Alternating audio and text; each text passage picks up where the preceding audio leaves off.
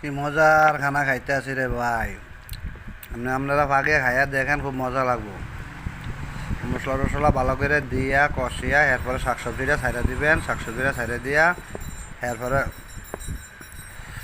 পানি দিবেন, অনেক অনেক পানি দিয়ে আর এটা সিদ্ধা গেলে গিয়া ওই পানি সব মানে শাকের মানে শাক সবজির স্যুপ মনে করবেন এটাই যে।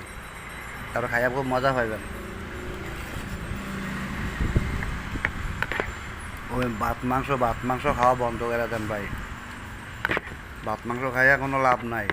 ভাত মাংস ভাত খান, মাংস খাওয়া বন্ধ করে দেন। দেন আমাদের দেশের মানুষের শতকরা 90% মানুষেরই পেট বড় হয়ে গেছে গা, শরীর ভারী হয়ে গেছে গা। কী জন্য? এই মাংস টাংস মাছ মাংস বেশি খাওয়ার থেকে।